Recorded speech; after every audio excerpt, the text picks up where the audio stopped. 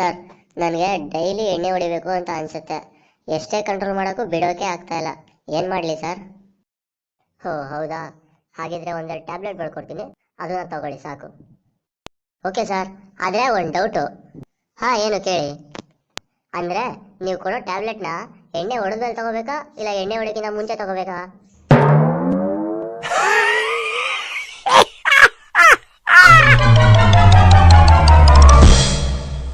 ಮಗ, ಯಾಕೋ ತುಂಬ ಬೇಜಾರಾಗ್ತಿದೆ ಕಣೋ.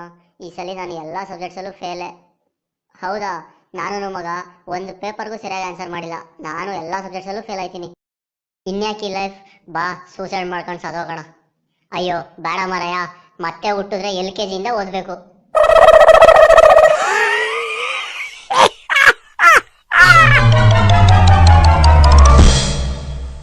ರೀ, ನನಗೆ ನಿನ್ನೆಯಿಂದ ಯಾವನೋ ಲವ್ ಭಾರತಿ ಅಂತ ಮೆಸೇಜ್ ಮಾಡಿದ ಅನ್ಕಂಡ್ರಿ. ಹೌದಾ? ಎಲ್ಲಿ ಕೊಡಿಲಿ? ತಗೊಳ್ಳಿ, ನೀವೇ ನೋಡಿ.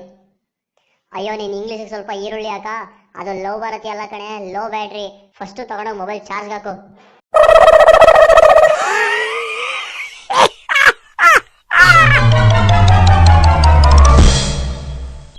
ಡಿಯರ್, ನಾಳೆ ನನ್ನ ಬರ್ತ್ಡೇ. ಹೌದಾ? ಹಾಗಿದ್ರೆ ಅಡ್ವಾನ್ಸ್ ಹ್ಯಾಪಿ ಬರ್ಡೇ. ಇಷ್ಟೇನಾ? ಗಿಫ್ಟ್ ಏನು ಕೊಡಲ್ವಾ? ಗಿಫ್ಟಾ? ಏನು ಬೇಕು ಕೇಳೋ, ತಂದ್ಕೊಡ್ತೀನಿ. ಹಾಗಿದ್ರೆ ಆ ಚಂದ್ರಮಾಮನ್ ತಂದ್ಕೊಡ್ತೀಯಾ?